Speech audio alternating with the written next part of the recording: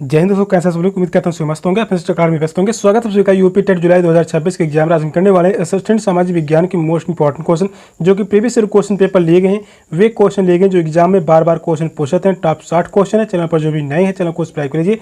चलिए क्लास को स्टार्ट करते हैं। आज का पहला क्वेश्चन है, सुदर्शन झील का निर्माण किस शासक के शासनकाल में हुआ? समुद्रगुप्त, बिंदुसार, अशोक, चंद्रगुप्त। कौन सा ऑप्शन राइट है?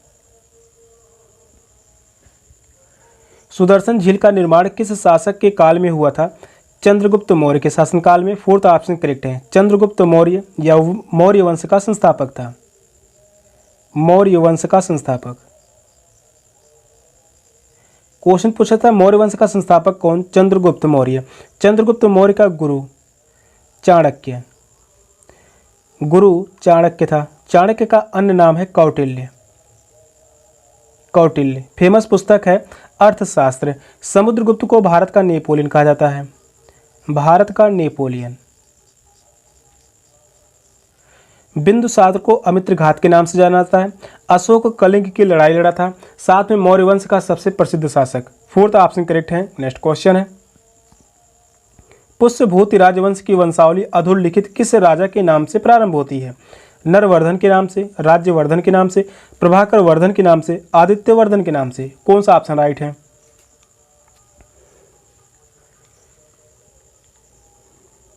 पुष्यभूति राजवंश की वंशावली अधोलिखित किस राजा के नाम से प्रारंभ होती है? नरवर्धन के नाम से। फर्स्ट ऑप्शन करेक्ट है, नरवर्धन। नेक्स्ट क्वेश्चन है, अधोलिखित में से कौन सी ताम्रपाषाणी ग्रामीण संस्कृति प्राचीनतम है? आहार संस्कृति, जारवे संस्कृति, कायथा संस्कृति, मालवा संस्कृति। कौन सा ऑप्शन राइट है? यहाँ पर ऑप्शन ऊपर नीचे हो गए हैं, उसके लिए माफी चाहूँगा। आपसे बताइए इन चारों ऑप्शन में से कौन सा ऑप्शन राइट होगा। जो भी क्वेश्चन लिए गए हर एक क्वेश्चन बार बार एग्जाम में पूछे गए हैं। क्वेश्चन नंबर 3 कह रहा है, अधोलिखित में से कौन सी ताम्रपाषाणी ग्रामीण संस्कृति प्राचीनतम है? वह है कायथा संस्कृति। सेकंड ऑप्शन करेक्ट है, कायथा संस्कृति सबसे प्राचीनतम है। कायथा संस्कृति मध्य प्रदेश में पाई गई एक ताम्रपाषाणी संस्कृति है। सेकंड ऑप्शन करेक्ट है। नेक्स्ट क्वेश्चन है, मौर्य साम्राज्य की स्थापना से पहले समस्त उत्तरी भारत विभक्त था। 10 राजतंत्र शासन में, 2 शासन तंत्रों में, 20 राजतंत्र शासन में, 16 महाजनपद व गणराज्यों में। कौन सा ऑप्शन राइट है?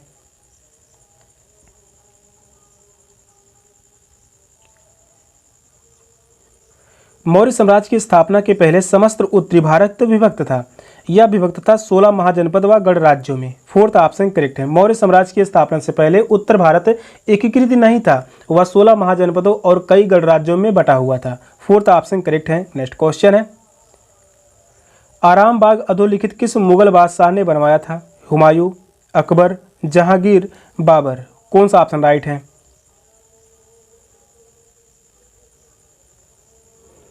क्वेश्चन नंबर 5 कह रहा है, आराम बाग अधोलिखित किस मुगल बादशाह ने बनवाया था? तो आराम बाग का निर्माण किसने करवाया था? इस क्वेश्चन का आंसर होगा ऑप्शन डी, बाबर ने। बाबर ने आराम बाग का निर्माण करवाया। हुमायूं की बात कर लें, दीन पनाह किसने बनवाया था? हुमायूं। दीन पनाह बनवाया था हुमायूं ने। अकबर ने निर्माण करवाया था फतेहपुर सीकरी। फतेहपुर सीकरी का निर्माण किसने करवाया? अकबर ने। तो इस क्वेश्चन का आंसर होगा option D, Babar. Next question है, 1916 में भारत में होम रूल लीग आंदोलन की शुरुआत किसने की थी? बीजी तिलक, लाला लाजपत राय, जी.के. गोखले, गांधी जी। कौन सा ऑप्शन राइट है? मोस्ट इंपॉर्टेंट क्वेश्चन है, यह यूपी टेट के एग्जाम में काफी बार क्वेश्चन पूछा गया है। क्वेश्चन नंबर 6 कह रहा है, 1916 में भारत में होम रूल आंदोलन की शुरुआत किसने की थी?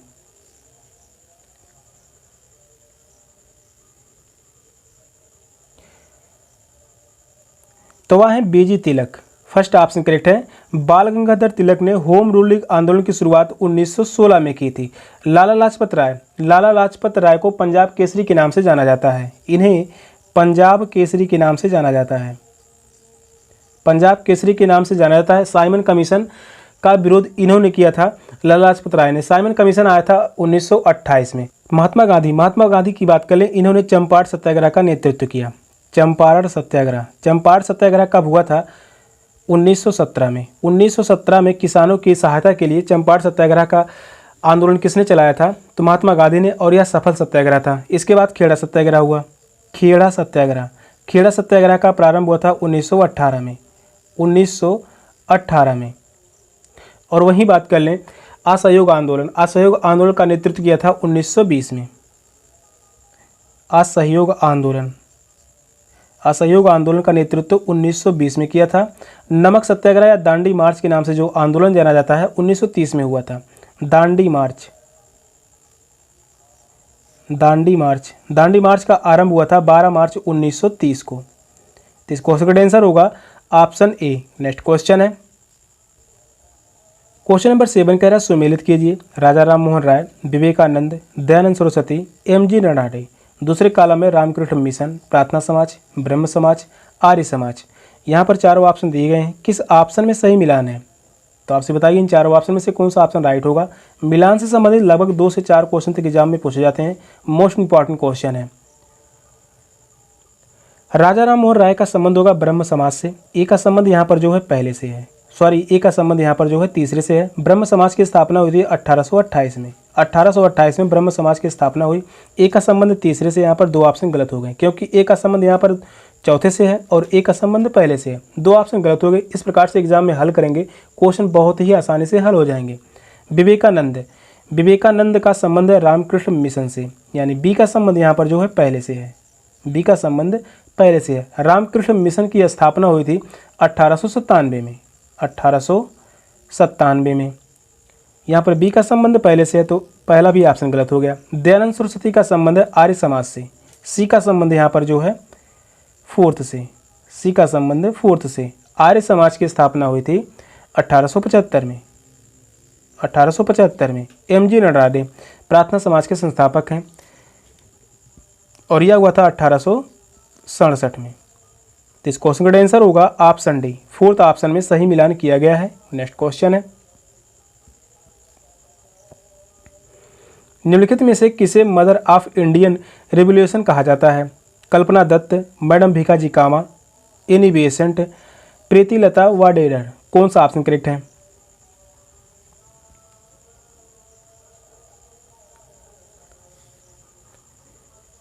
निम्नलिखित में से किसे मदर ऑफ इंडिया रिवॉल्यूशन कहा जाता है? तो वह मैडम भीखाजी कामा को मदर ऑफ इंडिया रिवॉल्यूशन के नाम से जाना जाता है। सेकंड ऑप्शन करेक्ट है। नेक्स्ट क्वेश्चन है अधोलिखित में से किस लेखक की पुस्तक से कश्मीर के 12वीं शताब्दी ईस्वी के इतिहास का विवरण प्राप्त होता है? कल्लड़, बिल्लड़, जल्लड़, कालिदास। कौन सा ऑप्शन राइट है?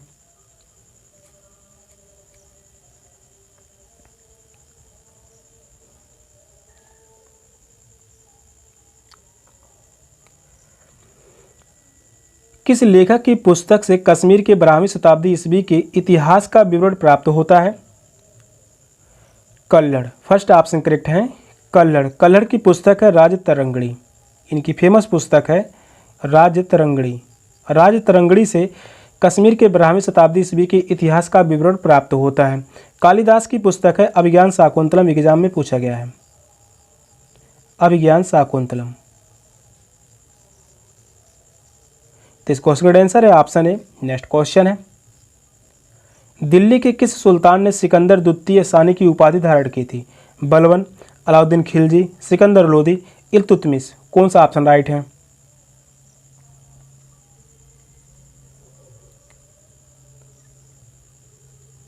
दिल्ली के किस सुल्तान ने सिकंदर द्वितीय यानी सानी की उपाधि धारण की थी? Alauddin Khilji. Second option correct है, अलाउद्दीन खिलजी ने सिकंदर द्वितीय की उपाधि धारण की थी। नेक्स्ट क्वेश्चन है गोदावरी नदी निकलती है नासिक से, बैतूल से, अमरकंटक से, महाबलेश्वर से। कौन सा ऑप्शन राइट है?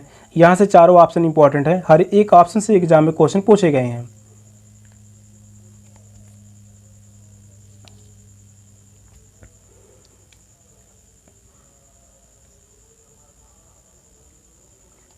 गोदावरी नदी निकलती है, गोदावरी नदी निकलती है नासिक से। फर्स्ट ऑप्शन करेक्ट है, नासिक से उद्गम स्थल है गोदावरी नदी। गोदावरी नदी को प्रायद्वीपीय भारत की सबसे लंबी नदी कहा जाता है, साथ में दक्षिण भारत की गंगा के नाम से जानी जाती है। दक्षिण भारत की गंगा, दक्षिण भारत की गंगा के नाम से जानी जाती है नदी गोदावरी नदी। बैतूल से नदी निकलती है ताप्ती नदी। ताप्ती नदी का उद्गम स्थल है बैतूल। अमरकंटक से 2 नदियाँ निकलती हैं, नर्मदा नदी और सोन नदी। दोनों ही नदियाँ अमरकंटक से निकलती हैं। महाबलेश्वर से निकलती है कृष्णा नदी। कृष्णा नदी महाबलेश्वर से उद्गम स्थल है। तो इस क्वेश्चन का आंसर होगा ऑप्शन ए। नेक्स्ट क्वेश्चन है, सूरज नहर जोड़ती है भूमध्य सागर से अटलांटिक महासागर, लाल सागर से अरब सागर, भूमध्य सागर लाल सागर, भूमध्य सागर अरब सागर। कौन सा ऑप्शन करेक्ट है?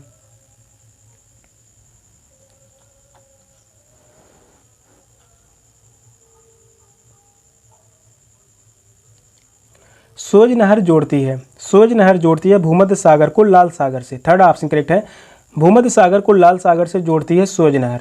नेक्स्ट क्वेश्चन है, निम्नलिखित में से कौन सा यश ताप व्युत्क्रमण के लिए आदर्श स्थितियां हैं?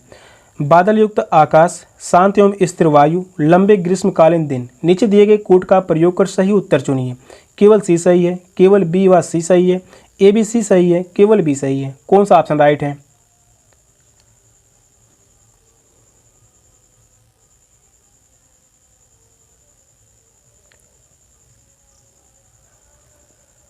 निम्नलिखित में से कौन सा से ताप व्युत्क्रमण के लिए आदर्श स्थितियां हैं?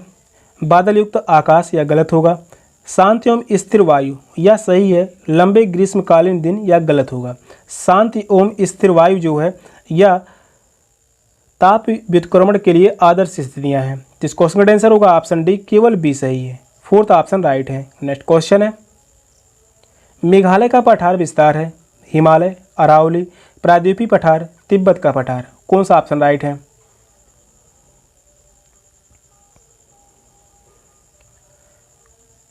मेघालय का पठार विस्तार है, मेघालय का पठार विस्तार है प्रायद्वीपीय पठार। थर्ड ऑप्शन करेक्ट है, प्रायद्वीपीय पठार में विस्तार है मेघालय का पठार। नेक्स्ट क्वेश्चन है, निम्नलिखित में से कौन सा अपरदन अभिकर्ता बालू का स्तूप यानी बालू टिब्बा के निर्माण के लिए उत्तरदायी है? हिमनदी, भूमिगत जल, पवन, नदी। कौन सा ऑप्शन राइट है? क्वेश्चन इंपॉर्टेंट है, एग्जाम में यह क्वेश्चन पूछा गया है। 2021 के एग्जाम में यह क्वेश्चन पूछा गया था, इसके पहले यह क्वेश्चन 2019 में पूछा गया था। क्वेश्चन नंबर 15 कह रहा है, निम्नलिखित में से कौन सा अपरदन अभिकर्ता बालू स्तूपों यानी बालू टिब्बा के निर्माण के लिए उत्तरदायी है?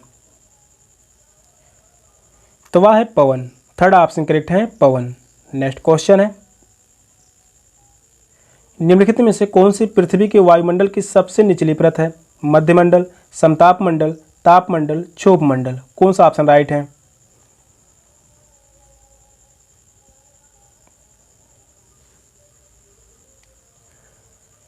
निम्नलिखित में से कौन सी पृथ्वी के वायुमंडल की सबसे निचली परत है? वह है क्षोभ मंडल। फोर्थ ऑप्शन करेक्ट है, क्षोभ मंडल में सारी घटनाएं होती हैं।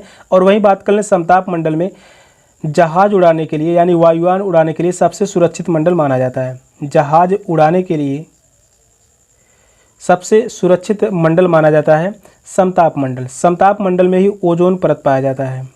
ओजोन परत क्वेश्चन पूछा था, ओजोन परत किस मंडल में पाया जाता है? समताप मंडल में।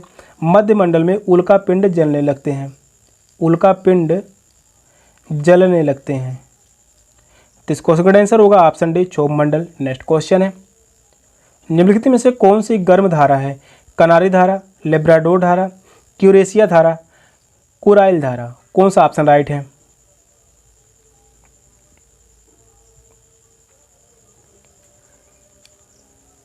निम्नलिखित में से कौन सी गर्म धारा है? क्यूरेशिया की धारा गर्म धारा है। थर्ड ऑप्शन करेक्ट है। किनारी धारा, लेब्राडोर धारा, कुराइल धारा, ये सभी क्या है? ठंडी जलधारा हैं। ये सभी क्या है?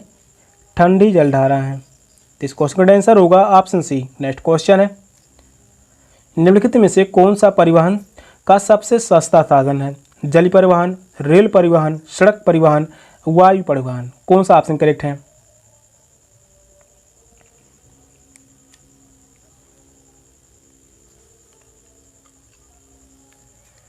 क्वेश्चन नंबर 18 कह रहा है, निम्नलिखित में से कौन सा परिवहन का सबसे सस्ता साधन है? तो वह है जल परिवहन। फर्स्ट ऑप्शन करेक्ट है, जल परिवहन परिवहन का सबसे सस्ता साधन है। और वहीं पूछा जाए परिवहन का सबसे महंगा साधन हुआ है वायु परिवहन। महंगा साधन होगा वायु परिवहन। नेक्स्ट क्वेश्चन है, पूर्ववर्ती नदी है गंगा, यमुना, गोदावरी, सतलुज। कौन सा ऑप्शन राइट है?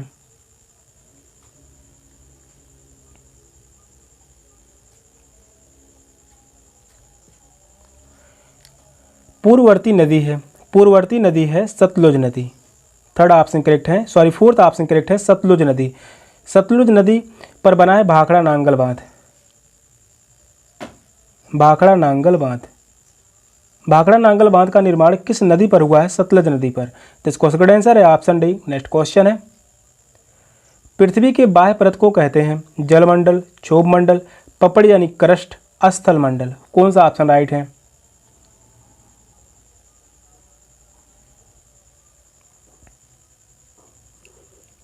पृथ्वी के बाह्य परत को कहते हैं पपड़ी यानी क्रस्ट कहते हैं। थर्ड ऑप्शन करेक्ट है, पपड़ी यानी क्रस्ट पृथ्वी की बाह्य परत को कहा जाता है। नेक्स्ट क्वेश्चन है, प्रधानमंत्री नरेंद्र मोदी G7 शिखर सम्मेलन में सम्मिलित होने के लिए 2026 में किस देश में जाएंगे? Germany, France, Italy, England. कौन सा ऑप्शन राइट है? क्वेश्चन इंपॉर्टेंट है, करंट अफेयर से भी लगभग क्वेश्चन 7 से 8 क्वेश्चन पूछे जाएंगे एग्जाम में। क्वेश्चन नंबर 21 कह रहा है, प्रधानमंत्री नरेंद्र मोदी G7 शिखर सम्मेलन में सम्मिलित होने के लिए 2026 में किस देश में जाएंगे? तो वह है फ्रांस देश में। सेकंड ऑप्शन करेक्ट है, फ्रांस में जाएंगे। नेक्स्ट क्वेश्चन है, भारत के सर्वोच्च न्यायालय में न्यायाधीशों की संख्या कितनी है? 31, 33, 38, 30। कौन सा ऑप्शन राइट है?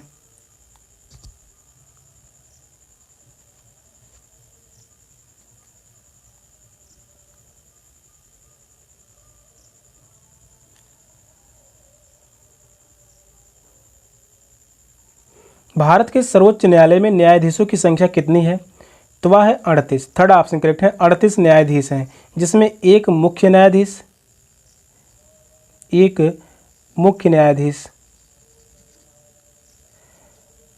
और 37 अन्य न्यायाधीश।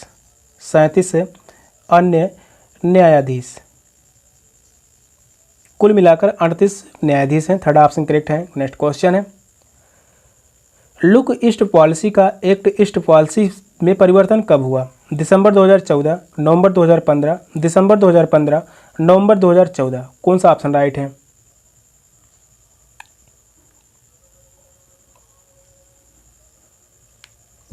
क्वेश्चन नंबर 23 कह रहा है, लुक ईस्ट पॉलिसी का एक्ट ईस्ट पॉलिसी में परिवर्तन कब हुआ?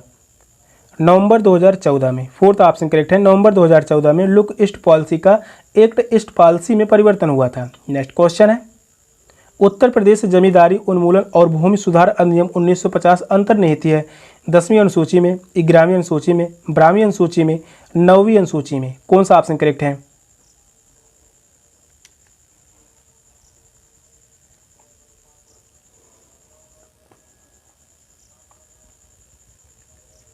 उत्तर प्रदेश जमींदारी उन्मूलन और भूमि सुधार अधिनियम 1950 अंतर्निहित है 9वीं अनुसूची में। फोर्थ ऑप्शन करेक्ट है, 9वीं अनुसूची में उत्तर प्रदेश में जमींदार उन्मूलन और भूमि सुधार अधिनियम 1950 अंतर्निहित है। 10वीं अनुसूची की बात कर लें, यह संबंधित है दल बदल कानून से। दल बदल कानून से संबंधित है अनुसूची नंबर 10। 11वीं अनुसूची में वर्णन पंचायतें, पंचायतें से संबंधित है अनुसूची 11वीं। अनुसूची 12वीं संबंधित है नगर पालिका से, नगर पालिकाएं संबंधित हैं 12वीं अनुसूची। फोर्थ ऑप्शन करेक्ट है। नेक्स्ट क्वेश्चन है, संविधान सभा का संवैधानिक सलाहकार कौन था? के Subba Rao, K M Munshi, doctor BN Rao, doctor Rajendra Prasad. कौन सा ऑप्शन करेक्ट है?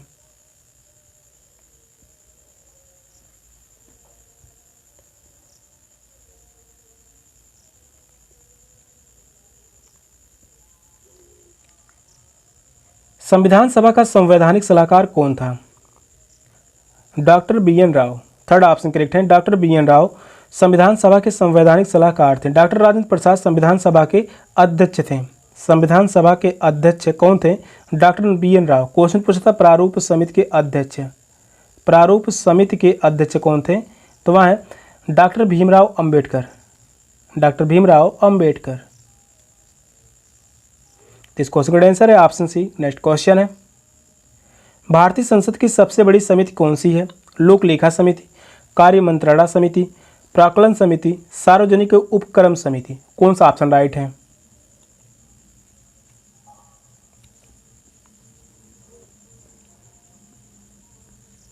भारतीय संसद की सबसे बड़ी समिति कौन सी है? प्राक्कलन समिति। थर्ड ऑप्शन करेक्ट है, प्राक्कलन समिति भारत संसद की सबसे बड़ी समिति है। नेक्स्ट क्वेश्चन है, निम्नलिखित में से कौन सा संविधान के 73वें संशोधन में सम्मिलित है? जिला पंचायत, क्षेत्र पंचायत, ग्राम पंचायत, नगर निगम। नीचे दिए गए कोटों में से सही उत्तर चुनिए। कोट पहला कह रहा है बी, सी और डी सही है, ए, बी, सी और सी सही है, सभी चारों सही हैं, ए, बी और डी सही हैं। कौन सा ऑप्शन करेक्ट है?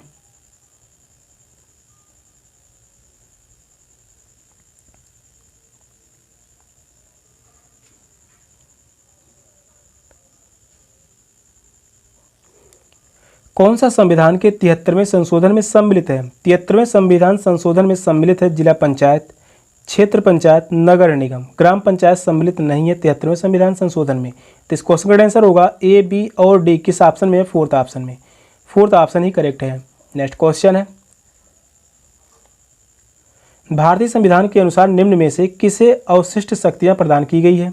केंद्र को, राज्य व केंद्र को, स्थानीय निकायों को, राज्य को। कौन सा ऑप्शन राइट है?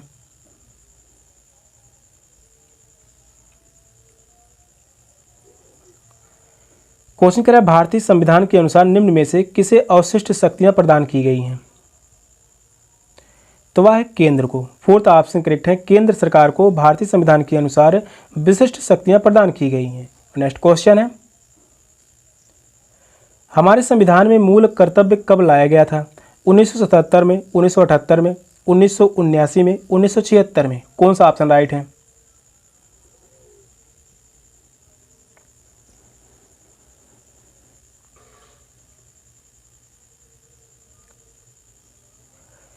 हमारे संविधान में मूल कर्तव्य कब लाया गया था?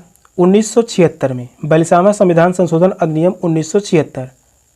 42वां संविधान संशोधन, 42वां संविधान संशोधन अधिनियम 1976 में मूल कर्तव्य को लाया गया। वर्तमान में मूल कर्तव्यों की संख्या है 11। 11 मूल कर्तव्य हैं। तो इस क्वेश्चन का आंसर है ऑप्शन डी। नेक्स्ट क्वेश्चन है, सर्वप्रथम पंचायती राज का गठन किस वर्ष हुआ? 1968, 1959, 1987, 1972। कौन सा ऑप्शन करेक्ट है? क्वेश्चन नंबर 30 कह रहा है सर्वप्रथम पंचायती राज का गठन किस वर्ष हुआ?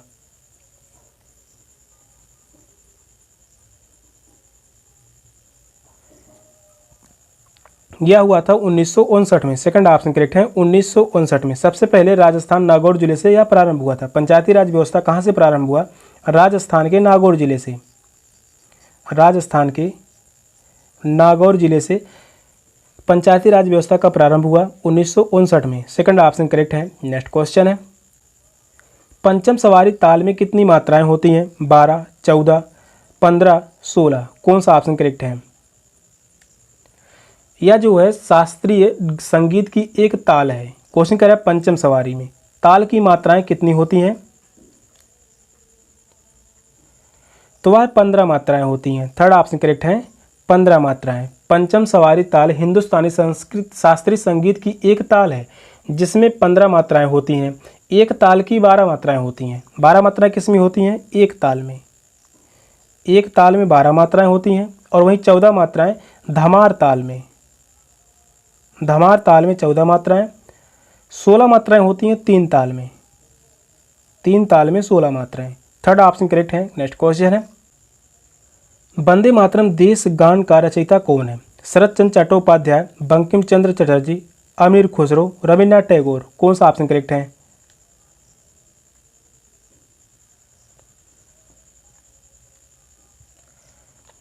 क्वेश्चन नंबर 2 कह रहा है वंदे मातरम देश का गान का रचयिता कौन है? Bankim Chandra Chatterjee. Second option correct है, बंकिम चंद्र चटर्जी। वंदे मातरम गीत आनंद मठ पुस्तक से ली गई है। कहाँ से लिया गया है? आनंद मठ पुस्तक से। आनंद मठ पुस्तक से वंदे मातरम लिया गया है। लेखक कौन है? बंकिम चंद्र चटर्जी। अमीर खुसरो की बात कर लें, यह तबला वादन के जनक हैं। तबला वादन के जनक, साथ में खड़ी बोली के प्रथम कवि। रविन्द्रनाथ टैगोर ने राष्ट्रगान के रचनाकार हैं। राष्ट्रगान है जनगण मन। जनगण मन के रचनाकार हैं रविंद्रनाथ टैगोर। तो इस क्वेश्चन का आंसर होगा ऑप्शन बी। नेक्स्ट क्वेश्चन है, राग भैरव का गायन समय क्या है? दोपहर, सायंकाल, रात्रि, प्रातःकाल। कौन सा ऑप्शन राइट है?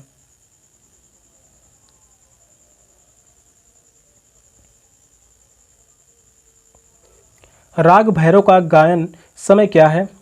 प्रातःकाल। फोर्थ ऑप्शन करेक्ट है, प्रातःकाल। राग भैरव हिंदुस्तानी शास्त्रीय संगीत का एक प्रसिद्ध राग है। इसका गायन सुबह प्रातःकाल में किया जाता है, विशेषकर सूर्योदय के समय। फोर्थ ऑप्शन करेक्ट है। नेक्स्ट क्वेश्चन है, सामान्य मृदा में कार्बन नाइट्रोजन अनुपात होता है 10:1, 15:1, 20:1, 5:1। कौन सा ऑप्शन राइट है?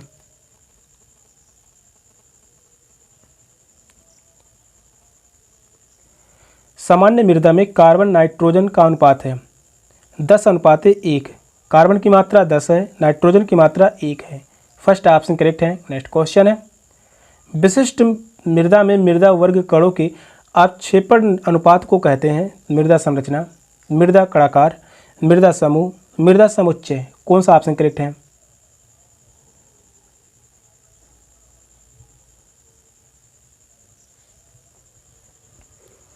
विशिष्ट मृदा में मृदा वर्ग कणों के आपेक्षिक अनुपात को कहते हैं मृदा कणाकार। सेकंड ऑप्शन करेक्ट है, मृदा कणाकार। नेक्स्ट क्वेश्चन है, सिलाई मशीन कब भारी चलती है? बेल्ट बहुत ढीला होने पर, प्रेशर फुट में ज़्यादा दबाव होने पर, शटल में धागा अटक जाने पर, तेल की कमी तथा सफाई नहीं करने पर। कौन सा ऑप्शन करेक्ट है? इंपॉर्टेंट क्वेश्चन है। जो भी क्वेश्चन करवाए जा रहे हैं हर एक क्वेश्चन यूपी टेट के एग्जाम में क्वेश्चन पूछे गए हैं, जो कि बार बार क्वेश्चन पूछे गए हैं। मशीन कब भारी चलती है? सिलाई मशीन कब भारी चलती है? शटल में धागा अटक जाने पर। थर्ड ऑप्शन करेक्ट है, शटल में धागा अटक जाने पर सिलाई मशीन भारी चलती है। नेक्स्ट क्वेश्चन है, वृद्धावस्था में कैल्शियम की कमी से कौन सा रोग हो सकता है? Osteoporosis, anaemia, osteomalacias, rickets. कौन सा ऑप्शन करेक्ट है?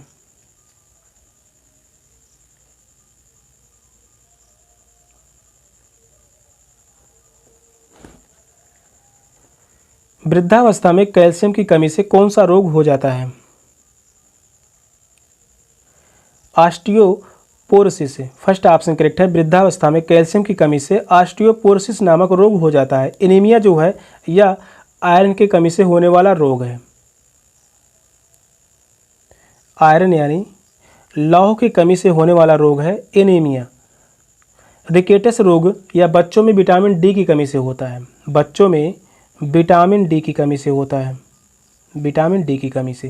फर्स्ट ऑप्शन करेक्ट है, ऑस्टियोपोरोसिस। नेक्स्ट क्वेश्चन है, हीमोग्लोबिन में प्रोटीन नामक तत्व कौन सा है? Haemoglobin, globin, lipoprotein, haem. कौन सा ऑप्शन करेक्ट है?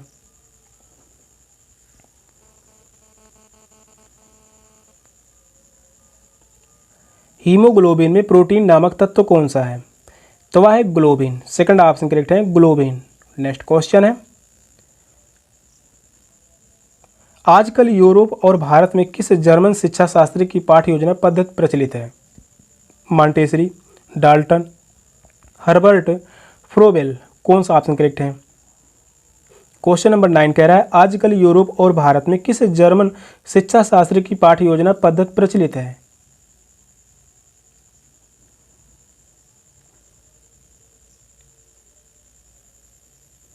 तो वह है हर्बर्ट। थर्ड ऑप्शन करेक्ट है, हर्बर्ट की पद्धति प्रचलित है। नेक्स्ट क्वेश्चन है, योजना विधि आधारित है। सुनने पर, देखने पर, इनमें से कोई नहीं, करके सीखने पर। कौन सा ऑप्शन करेक्ट है?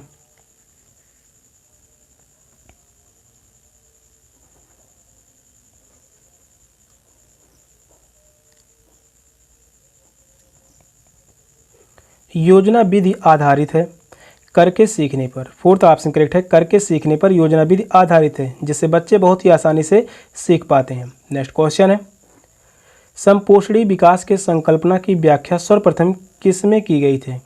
विश्व विकास रिपोर्ट, बुटलैंड कमीशन रिपोर्ट, प्रथम पृथ्वी सम्मेलन रिपोर्ट, मानव विकास रिपोर्ट। कौन सा ऑप्शन करेक्ट है?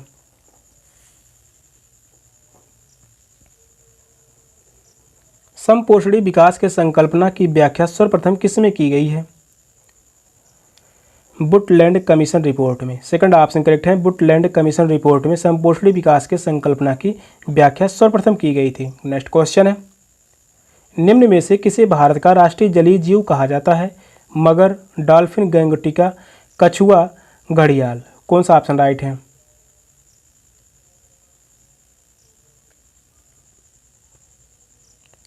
स्टैटिक जीके से क्वेश्चन लगभग 20 से 25 क्वेश्चन तक एग्जाम में पूछे जाएंगे। या स्टैटिक जीके से क्वेश्चन है, निम्नलिखित में से किसे भारत का राष्ट्रीय जलीय जीव कहा गया है? तो वह डॉल्फिन गैंगटिका को। सेकंड ऑप्शन करेक्ट है, डॉल्फिन डैंटिका। भारत सरकार ने वर्ष 2009 में गंगा नदी की डॉल्फिन को भारत का राष्ट्रीय जलीय जीव घोषित किया था। और वहीं पूछा जाता है राष्ट्रीय पशु। राष्ट्रीय पशु है बाघ। एग्जाम में पूछा गया राष्ट्रीय पक्षी। राष्ट्रीय पक्षी है मोर। तो इस क्वेश्चन का आंसर है ऑप्शन बी। नेक्स्ट क्वेश्चन है, किस वर्ष वन संरक्षण अधिनियम पारित किया गया था? 1986, 1990, 1980, 1988। कौन सा ऑप्शन राइट है?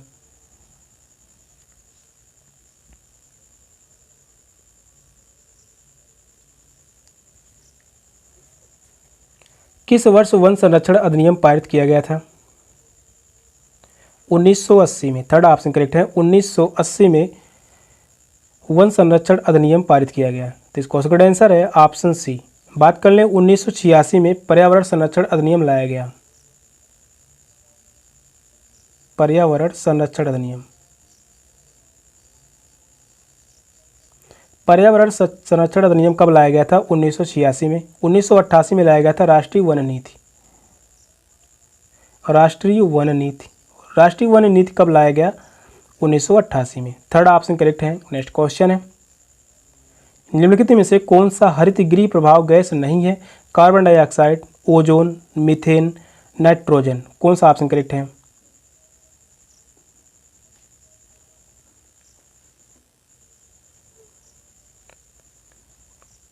निम्नलिखित में से कौन सा हरितगृह प्रभाव गैस नहीं है? नाइट्रोजन। फोर्थ ऑप्शन करेक्ट है नाइट्रोजन। वायुमंडल में नाइट्रोजन यानी N2 यह लगभग पाया जाता है 78%। फोर्थ ऑप्शन करेक्ट है। नेक्स्ट क्वेश्चन है, निम्नलिखित में से कौन सी मृदा संरक्षण की विधि नहीं है? कीटनाशक रसायन, मृदा अपरदन रोकना, जैविक खाद, फसल चक्र। कौन सा ऑप्शन राइट है? या नहीं शब्द जो है एग्जाम में बहुत ही ध्यान से पढ़िएगा, क्योंकि यहाँ से गलती होती रहती है। कौन सी मृदा संरक्षण की विधि नहीं है?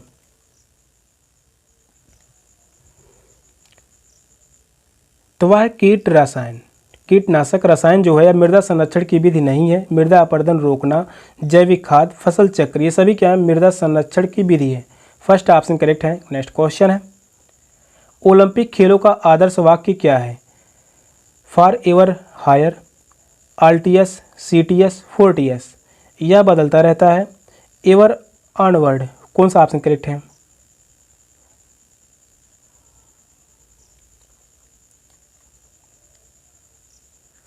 ओलंपिक खेलों का आदर्श वाक्य क्या है?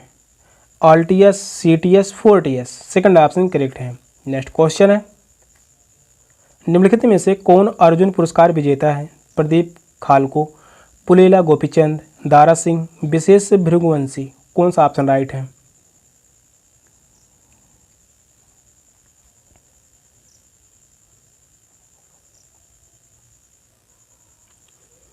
निम्नलिखित में से कौन अर्जुन पुरस्कार विजेता है?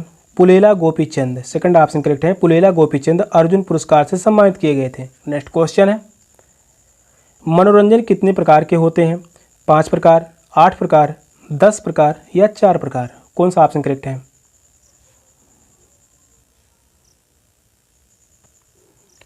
क्वेश्चन नंबर 18 कह रहा है मनोरंजन कितने प्रकार के होते हैं? मनोरंजन 5 प्रकार के होते हैं। फर्स्ट ऑप्शन करेक्ट है, 5 प्रकार के होते हैं मनोरंजन। नेक्स्ट क्वेश्चन है, निम्नलिखित में से कौन सा आसान घुटनों की शक्ति के लिए अच्छा होता है? वज्रासन, तड़ासन, चक्रासन, सुखासन। कौन सा ऑप्शन करेक्ट है? यहाँ पर व्यायाम से संबंधित क्वेश्चन पूछा गया है। क्वेश्चन नंबर 19 कह रहा है निम्नलिखित में से कौन सा आसन घुटनों की शक्ति के लिए अच्छा होता है। क्वेश्चन को हल करते रहिए, बहुत ही अच्छा एग्जाम में करके आएंगे। तो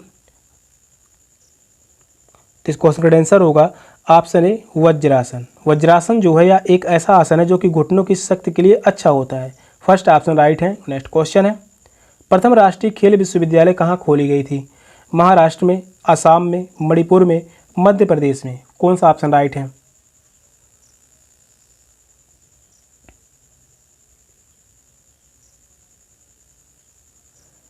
प्रथम राष्ट्रीय खेल विश्वविद्यालय कहाँ खोली गई है। यह खोला गया था मणिपुर में। थर्ड ऑप्शन करेक्ट है, मणिपुर में प्रथम राष्ट्रीय खेल विश्वविद्यालय की स्थापना की गई। नेक्स्ट क्वेश्चन है, अरहर की संकर किस्म है। यूपीएस 120, ICPH 8, बहार, ICPL 87। कौन सा ऑप्शन करेक्ट है।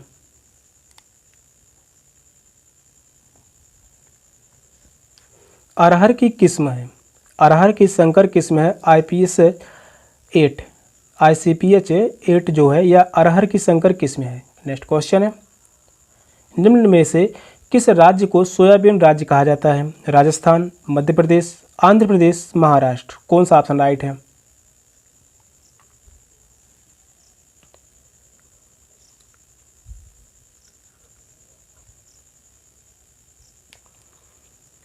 निम्न में से किस राज्य को सोयाबीन राज्य कहा जाता है। सोयाबीन राज्य जो है अग्रणी राज्य है Madhya Pradesh. Second option correct है, मध्य प्रदेश में सोयाबीन सर्वाधिक होता है। राजस्थान की बात कर लें, राजस्थान में सरसों उत्पादन में सबसे बड़ा राज्य है। सरसों यानी तिलहन उत्पादन में सबसे बड़ा राज्य राजस्थान। आंध्र प्रदेश में तंबाकू उत्पादन में सबसे बड़ा राज्य, तंबाकू उत्पादन में सबसे बड़ा राज्य आंध्र प्रदेश। महाराष्ट्र में कपास की खेती होती है। कपास की खेती सर्वाधिक महाराष्ट्र में होती है, जो कि कपास खेती के लिए काली मिट्टी उपयुक्त है, काली मिट्टी की आवश्यकता होती है। तो इस क्वेश्चन का आंसर है ऑप्शन बी। नेक्स्ट क्वेश्चन है, ग्रीन हाउस में सब्जियों को उगाने की विधि को कहते हैं vegetable forcing, floating gardening, kitchen gardening, truck gardening. कौन सा ऑप्शन करेक्ट है।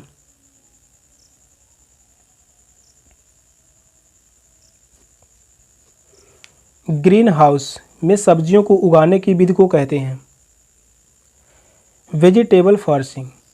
फर्स्ट ऑप्शन करेक्ट है, वेजिटेबल फोर्सिंग जो है या ग्रीन हाउस में सब्जियों को उगाने की एक विधि है। नेक्स्ट क्वेश्चन है, मृदाओं के कण घनत्व का औसत मूल्य होता है 2.65 ग्राम सेंटीमीटर, 2.75 ग्राम प्रति सेंटीमीटर, 2.85 ग्राम प्रति सेंटीमीटर, 2.56 ग्राम प्रति सेंटीमीटर। कौन सा ऑप्शन राइट है।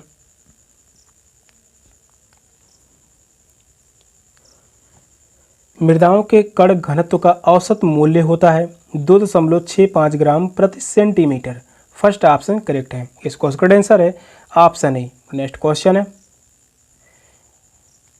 निम्नलिखित में से बाग लगाने की कौन सी विधि पहाड़ी क्षेत्रों में अपनाई जाती है। एकांतर विधि, समोच्च विधि, वर्गाकार विधि, षटभुजाकार विधि। कौन सा ऑप्शन राइट है।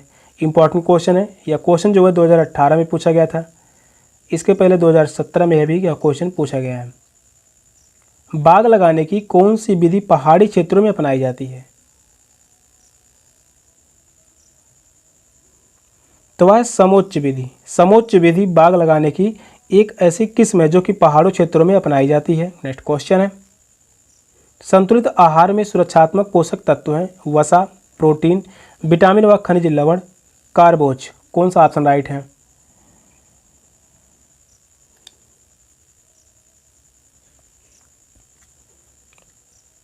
संतुलित आहार में सुरक्षात्मक पोषक तत्व हैं विटामिन व खनिज लवण। थर्ड ऑप्शन करेक्ट है, विटामिन व खनिज लवण संतुलित आहार में सुरक्षात्मक पोषक तत्व हैं। नेक्स्ट क्वेश्चन है, निम्नलिखित विधियों में से भोजन पकाने की सर्वोत्तम विधि क्या है। भूनना, तलना, सेंकना या उबालना। कौन सा ऑप्शन राइट है।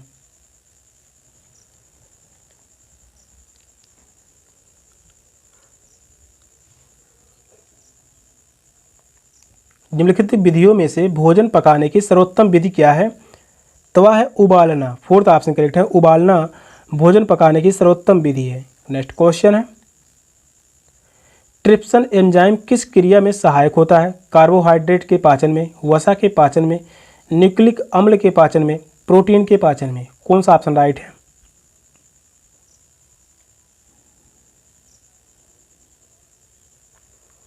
क्वेश्चन नंबर 28 कह रहा है ट्रिप्सिन एंजाइम किस क्रिया में सहायक होता है? प्रोटीन के पाचन में। प्रोटीन के पाचन में ट्रिप्सिन एंजाइम की आवश्यकता होती है। फोर्थ ऑप्शन राइट है। नेक्स्ट क्वेश्चन है चेचक के विषाणु का नाम बताइए। Entamoeba histolytica, vibrio cholerae, bacillus typhosus, variola virus. कौन सा ऑप्शन करेक्ट है? चेचक के विषाणु का नाम पूछा है, इंपॉर्टेंट क्वेश्चन है। सामान्य विज्ञान से भी लगभग 4 से 6 क्वेश्चन तक एग्जाम में पूछे जाते हैं। चेचक के विषाणु का नाम है वेरियोला वायरस। वेरियोला वायरस जो है या चेचक के विषाणु का नाम है। फोर्थ ऑप्शन करेक्ट है। नेक्स्ट क्वेश्चन है शेफर विधि का प्रयोग किया जाता है पसली की हड्डी टूटने पर, सामान्य मूर्छा आ जाने पर, टांग की हड्डी टूटने पर, रोगी के पानी में डूबने पर। कौन सा ऑप्शन करेक्ट है? शेफर विधि का प्रयोग किया जाता है, शेफर विधि का प्रयोग किया जाता है रोगी के पानी में डूबने पर। रोगी के पानी में डूबने पर शेफर विधि का प्रयोग किया जाता है। इस क्वेश्चन का आंसर होगा ऑप्शन डी। सबसे लास्ट क्वेश्चन था। क्वेश्चन कैसे लगे कमेंट में जरूर बताइएगा और यह भी बताइएगा 60 क्वेश्चन में आप सभी कितने क्वेश्चन सही किए। मिलते हैं फिर नेक्स्ट क्लास में, तब तक के लिए बाय बाय, टेक केयर, जय हिंद।